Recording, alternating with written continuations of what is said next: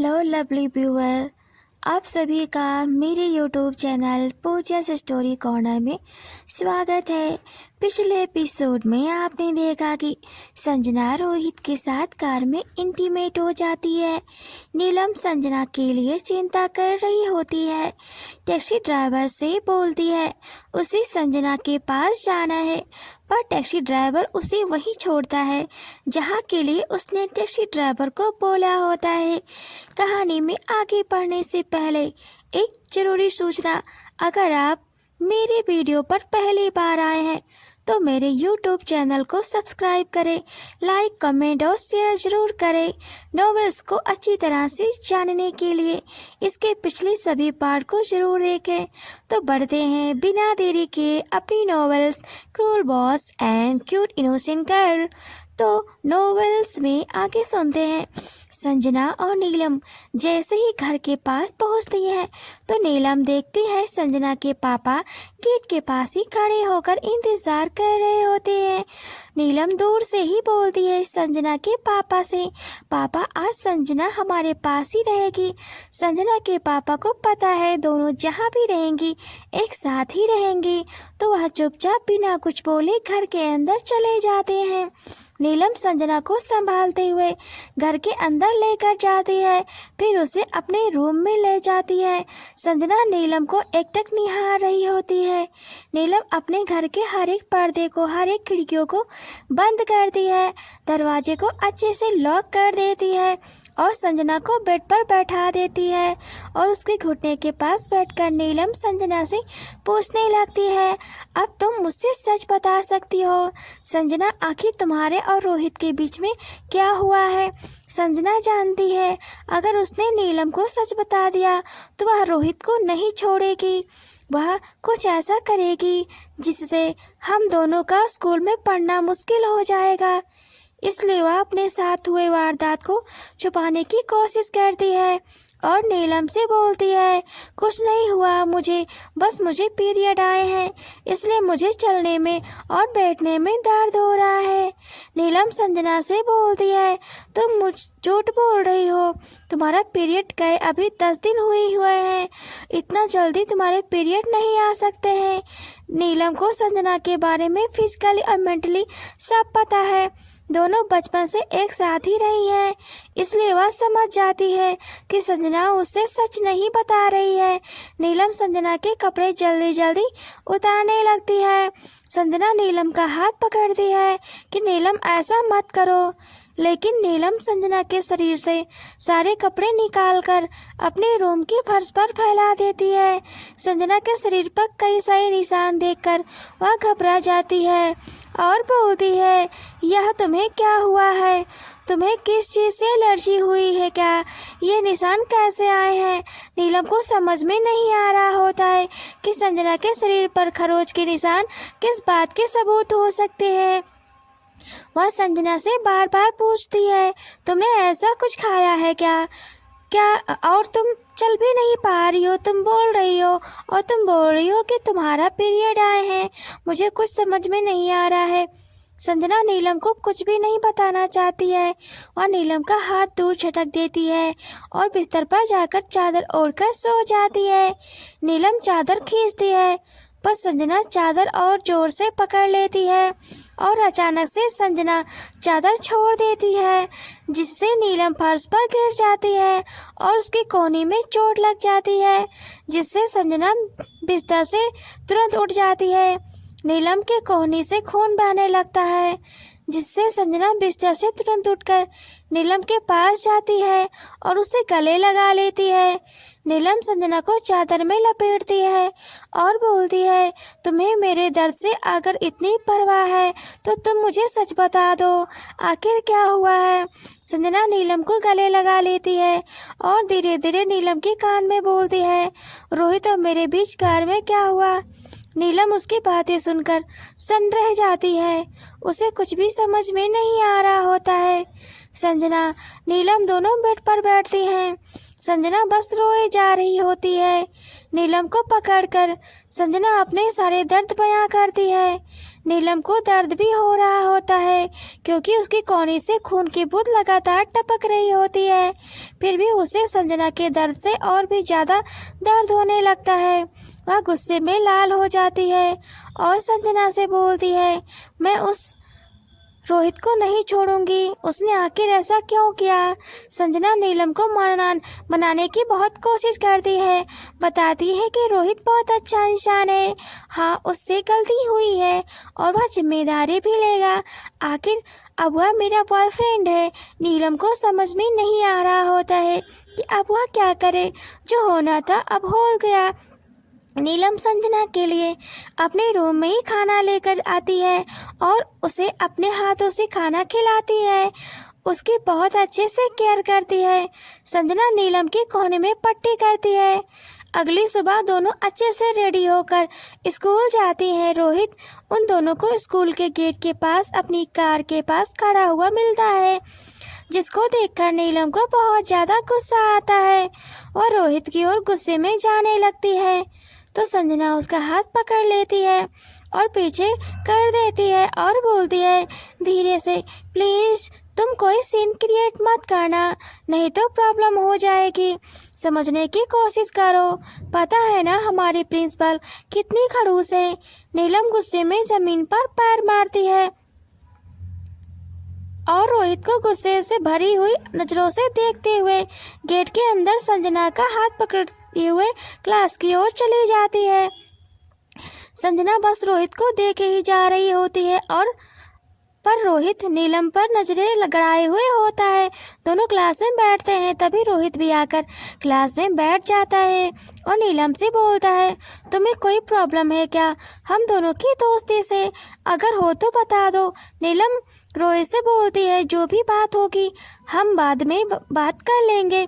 मुझे कोई तमाशा नहीं करना है। मैं नहीं चाहती हूँ कि हमारी कोई भी खबर स्कूल में फैल जाए। वैसे भी अगर तुम्हारी वजह से मेरी फ्रेंड को जरा सा भी कोई दिक्कत आई तो मैं तुम्हें नहीं छोड़ूंगी। रोहित एक क्रीपी स्माइल करता है और नीलम की ओर देखता है। नीलम उसे देखकर और भी ज़्यादा गुस्सा करती है। संजना उसे शांत करती है। यह सब तमाशा पीछे बैठी हुई एक लड़की जिसका नाम गायत्री होता है वह देख रही होती है। गायत्री प्रिंसिपल की बेटी होती है। वह संजना और नीलम की दोस्त बनना चाहती थी, पर नीलम और संजना ने कभी भी उसकी दोस्ती स्वीकार नहीं की थी। गायत्री हमेशा सच बोलती थी, जिसकी वजह से वह पूरे स्कूल में सच बोलने के लिए फेमस थी। उसके सामने कोई भी झूठ नहीं बोल सकता था। उसे तुरंत पता चल जाता था कि यह झूठ बोल रहा है, इसलिए कोई उससे दोस्ती नहीं करना चाहता है। बचपन से उसका कोई भी दोस्त नहीं है। वह नीलम और संजना को ही अपना दोस्त मानती है, उनके साथ ही रहती है। पर दोनों ने कभी भी उसे दोस्ती की नज़रों से कभी नहीं देखा। उसे हमेशा अकेला छोड़ देती थी। दिन बीतते गए। रोहित और संजना की प्रेम कहानी और भी ज़्यादा गहरी होने लगी। रोहित संजना और नीलम से छिपाकर हमेशा कहीं न कहीं घूमने लेकर चला जाता था। संजना नीलम से झूठ भी बोलने लग गई होती है क्योंकि उसे रोहित बहुत ज़्यादा पसंद आने लग गया होता है। उनके बीच अनेकों बार संबंध बन चुके होते हैं। नीलम को यह बात गायत्री से पता चली कि उसके सभी क्लासमेट बस रोहित और संजना की बात हमेशा करते रहते हैं कि दोनों पता नहीं कहाँ कहाँ घूमते हुए देखे गए हैं। नीलम रोहित को कई बार छेड़ता है, पर नीलम उसे कभी भाव नहीं देती है और नीलम हमेशा बोलती है कि तुम मेरी फ्रेंड के बॉयफ्रेंड हो, तुम्हें मुझसे दूर रहना चाहिए। वह तुमसे बहुत ज़्यादा प्यार करती है।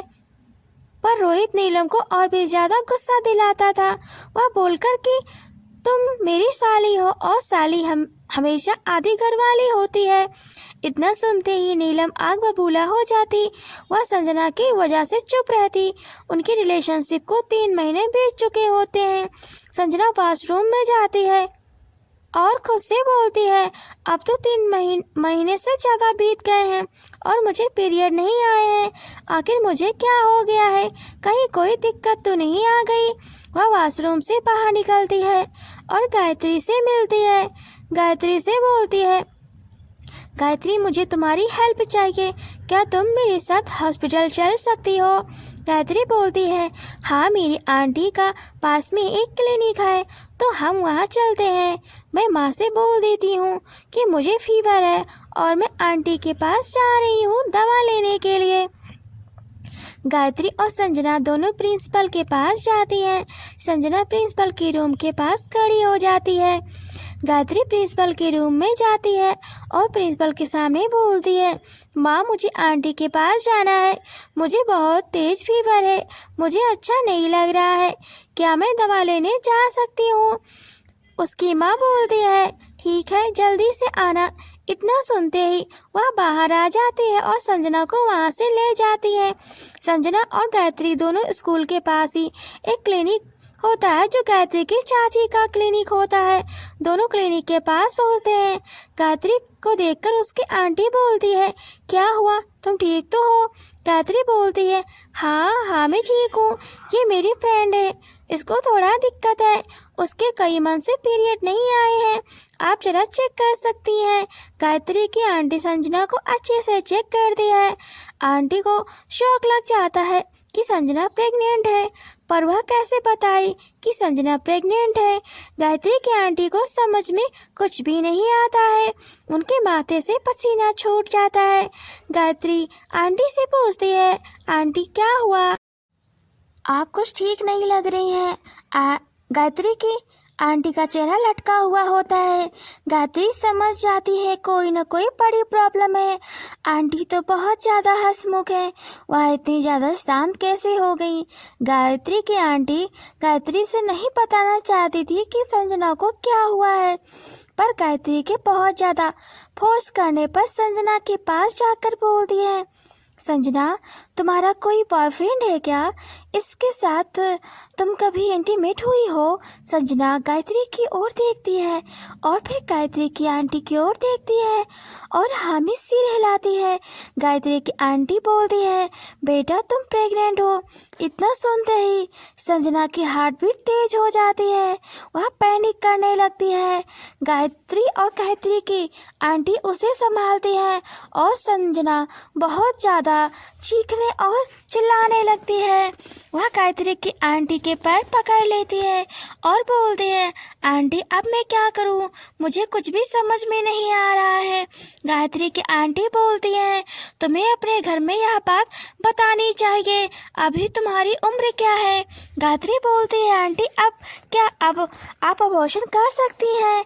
गायत्री की आंटी बोलती है, अभी संजना की उम्र बहुत ज़्यादा कम है तो उसकी उम्र को देखते हुए उसकी फैमिली की परमिशन लेनी होगी।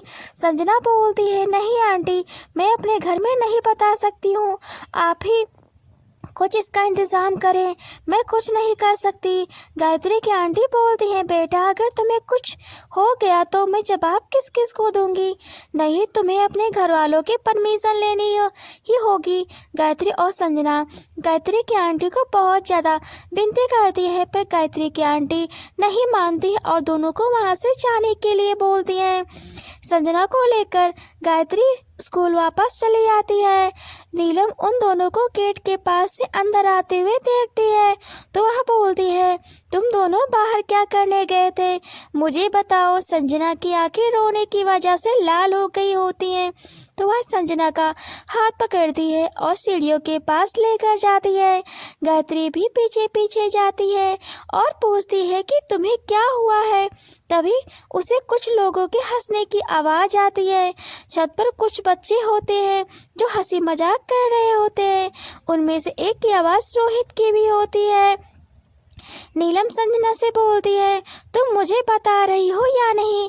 गायत्री नीलम से बोलती है, नीलम संजना पेट से है। इतना सुनते ही नीलम को चक्कर आने लगता है, वह गिरने ही वाली होती है कि गायत्री उसे संभालती है और बोलती है, हमें रोहित से बात करना चाहिए। देखते हैं वह क्या बोलता है। नीलम संजना का हाथ पकड़ते हुए सीढ़ियों से स्कूल की छत पर जाती है, जहाँ पर रोहित और उसके कई सारे दोस्त हंसी मजाक कर रहे होते हैं। संजना, नीलम और गायत्री तीनों छत पर पहुँचने ही वाले होते हैं तो वह सुनते हैं कि जिसमें रोहित उन सभी लड़कों से बोल रहा होता है कि संजना उसके लिए बस एक खिलौना है, आखिरी मोहरा तो नीलम है। वह नीलम को कैसे भी कर एक दिन अपने बिस्तर तक लाकर रहेगा। उसकी वजह से मुझे स्कूल में बेइज्जत होना पड़ा। इन दोनों को मैं अच्छे से सबक सिखाऊंगा। अभी तो मेरे शिकार में केवल संजना ही फंसी है। अभी तो नीलम का फंसाना बाकी है। पर नीलम तो पता ही नहीं किस मिट्टी की बनी हुई है। वह मुझे भाव ही नहीं देती है। इतने में दूसरा लड़का बोलता है, कोई बात नहीं यार, उसको भी प्रपोज कर दे और फिर कार में उसको भी ले जाकर उसके मजे ले ले, फिर तो तेरी हो ही जाएगी। इतना कहकर वह सभी फिर से हंसने लगते हैं। संजना उन सब की बातें सुनती है। उनकी बातें उसके दिल पर खंजर की तरह काम कर रही होती है। वह बहुत ज्यादा गुस्से में हो जाती है। गायत्री और संजना नीलम छत पर पहुंच जाती है। उन सभी को ठहाके लगाकर हंसता हुआ देखकर गायत्री बोलती है, अगर तुम सभी का हो गया हो तो तुम सभी जाओ यहाँ से, और रोहित तुम यहीं पर रहो। वह सभी वहाँ से चले जाते हैं। उन सभी के पीछे पीछे गायत्री भी जाती है और संजना और नीलम को इशारा भी करती है, जो भी होगा मैं नीचे देख लूंगी, तुम लोग अपना काम करो। इतना कहकर वह उन सभी लड़कों को लेकर नीचे चली जाती है। इधर संजना रोहित से बोलती है, क्या मैं तुम्हारे लिए एक खिलौना थी? क्या तुमने मुझसे कभी प्यार नहीं किया? तुमने हमेशा जो भी किया क्या वह सब दिखावा था? और मेरे साथ जो संबंध, वह सब एक नाटक थे। नीलम गुस्से में रोहित का कॉलर पकड़ लेती है और बोलती है, तुम्हारी वजह से आज संजना पेट से है। इतना सुनते ही रोहित नीलम का हाथ पकड़ लेता है और उसे दूर धक्का देता है, जिससे वह गिरने वाली होती है। तो संजना उसे पकड़ लेती है और रोहित को एक जोरदार थप्पड़ लगाती है और बोलती है, खबरदार, अगर तुमने मेरी दोस्त को दोबारा हाथ लगाया तुम्हारा हाथ तोड़ दूंगी। रोहित संजना का हाथ पकड़कर बोलता है, क्या कर लोगी तुम तो मेरा कुछ भी उखाड़ नहीं सकती हो। नीलम रोहित से बोलती है, तुम्हें संजना के बच्चे को अपना नाम देना होगा। अभी उसकी कोई उम्र नहीं है बच्चा पैदा करने की, पर मैं चाहती हूँ कि तुम उसे अपना नाम दो। वह तुमसे बहुत ज़्यादा प्यार करती है। रोहित हंसते हुए बोलता है, क्या कहा तुमने? संजना के पेट में जो बच्चा है मैं उसे अपना नाम दूं? गुस्से में आंखें दिखाते हुए बोलता है, इसका क्या प्रूफ है कि उसके पेट में जो बच्चा है वह मेरा ही है? संजना तो बहुत सारे लड़कों से आए दिन स्कूल में बातें किया करती थी, सबके साथ घूमती थी, पता नहीं उनमें से किसका बच्चा होगा। नीलम रोहित को फिर से मारने के लिए दौड़ती है और बोलती है, तुम्हारी हिम्मत कैसे हुई? तुमने उसके साथ कई बार संबंध बनाए और तुम बोल रहे हो वह तुम्हारा बच्चा नहीं है। रोहित बोलने लगा, मानता हूँ उसने मेरे साथ कई बार संबंध बनाए, पर जो लड़की मेरे साथ संबंध बना सकती है तो वह किसी के भी साथ संबंध बना सकती है। क्या पता वह बच्चा मेरा ना हो। और संजना तुमको गुमराह कर रही हो, क्योंकि मैं तो तुमसे प्यार करता हूँ। संजना तो बीच में ही आ गई थी। इतना सुनते ही संजना रोहित को जोरदार थप्पड़ फिर से मारती है। रोहित संजना को नीचे धक्का देने वाला होता है, पर नीलम उसे संभालती है, जिससे संजना को और भी ज्यादा गुस्सा आ जाता है। रोहित संजना से बोलते हैं, मैं तेरे ही सामने तेरे इस दोस्त को अपना बना के रहूंगा। रोहित छत का दरवाजा बंद कर देता है और नीलम को जबरदस्ती पकड़ लेता है और उसे अपने बाहों में भर लेता है। संजना के पेट में बहुत ज्यादा दर्द हो रहा होता है उस समय, क्योंकि रोहित ने उसे धक्का दिया था, जिसकी वजह से उसके पेट में हल्का सा दर्द होने लगा, जिसे वह सह नहीं पा रही होती है। वह रोहित को दूर करने के लिए कहती है, पर रोहित नीलम को और भी ज्यादा दबोच लेता है। संजना गुस्से में रोहित को पकड़ के खींच लेती है और उसे छत से नीचे धक्का दे देती है। आपको मेरी नॉवेल कैसी लगी मुझे कमेंट बॉक्स में ज़रूर बताएं। अगली नॉवेल में अगले एपिसोड में हम देखेंगे क्या रोहित बचेगा या रोहित मर जाएगा, गायत्री क्या करेगी संजना और नीलम को बचाने के लिए। तो देखते हैं नेक्स्ट एपिसोड में। तो बने रहें पूजा स्टोरी कॉर्नर में। Thanks for watching and keep supporting.